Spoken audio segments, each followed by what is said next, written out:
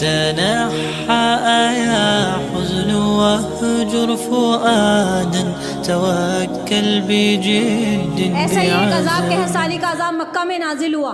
بارش بند ہو گئی, باہر سے غلہ آنا بھی بند ہو گیا.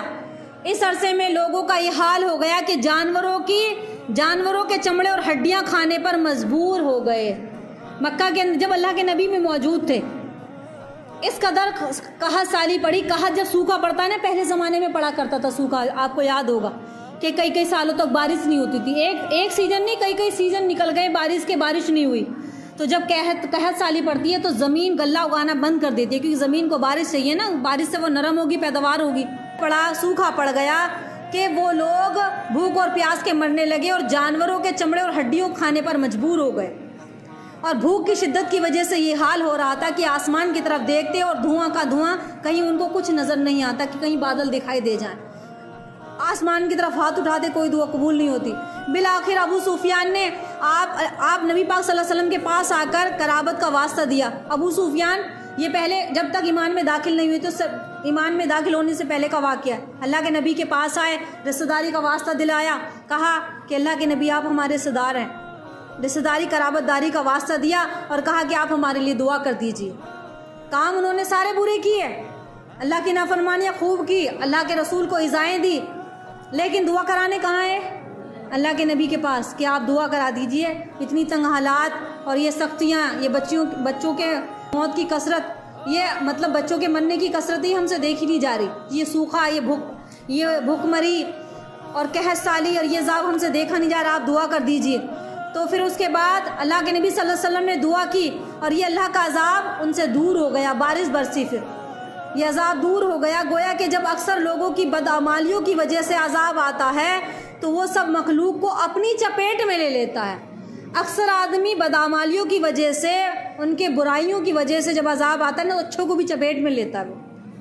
پھر وہ بھی دعا کریں گے نا تو دعا کام نہیں آئے گی. تو بہرحال پھر مکہ میں بارش پڑی اور اللہ تعالیٰ نے ان کی دعا سن لی. تو ایک وجہ یہ بھی ہے کہ جب ہم نیکی کا حکم کرنا چھوڑ دیں گے, برائی سے روکنا چھوڑ دیں گے, تب بھی عذاب آئے گا. ہمارا کام ہے سمجھانے کا, اور کوئی بندہ ہمارے پاس تک چل کر آ رہا ہے, ہمیں یہی خوشی ہے. آج چل کے آ رہا ہے, کل اللہ اس کے حالات بھی بدلے گا. دھیرے وہ دین پر آئے گا, کیونکہ دین پر ایک ساتھ سارے عمل نہیں کر سکتا. کسی سے کہہ دو نا کہ تم دن میں روزے رکھو, رات کو تہجد پڑھو, تمہیں سچ بولنا ہے, جھوٹ نہیں بولنا, نظر بھی جھکانی ہے, تو ایک مطلب دین سے دور انسان ایک ساتھ سارے کام نہیں کر سکتا.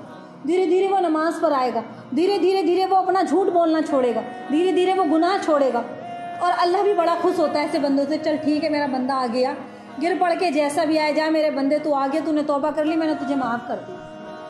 تیرے گناہ اتنے بڑے نہیں ہیں جتنی میری رحمت ہے.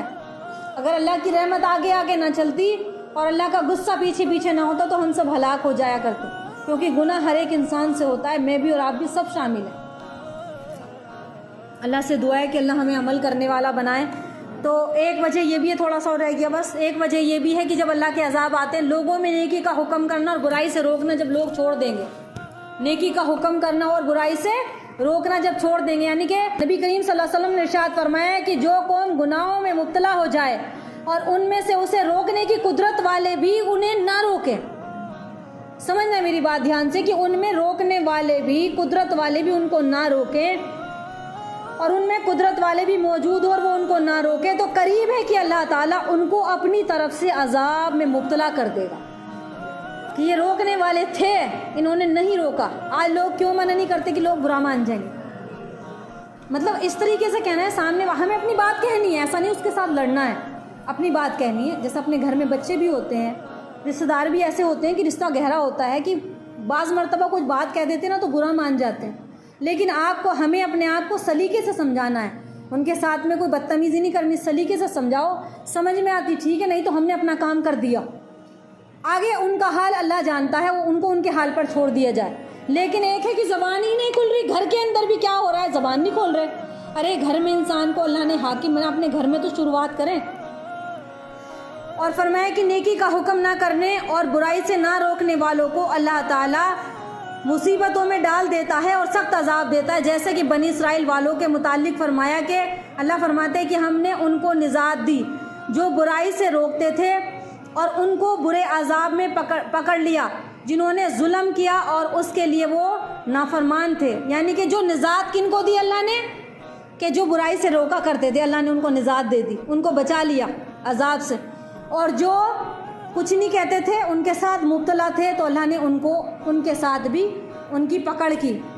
اور آگے آیت آتی ہے، ایک مقام پر اللہ نے ارشاد فرمایا اصحاب سبت والوں کے لیے کہ ان کو بھی جو بھی مصیبتیں آئیں وہ برائی سے روکتے نہ تھے، وَقَانُوا لَا يَتَنَاهَوْنَ عَنِ الْمُنْكَرِ فَعَلُوهُ، یہ سورہ اعراف کی آیت ہے۔ مسلمان جب تک فرمایا کہ وہ ایک دوسرے کو برائی کے افعال سے روکتے نہ تھے، وہ ایک دوسرے کو برائی کرنے سے روکتے نہ تھے۔ مسلمان جب تک امر بالمعروف اور نہی عن المنکر کا فریضہ بلا خوف اور قائم رکھے گا، اس کو چھوڑے گا نہیں، تو اللہ تعالیٰ اپنا رحم اور کرم فرمائیں گے۔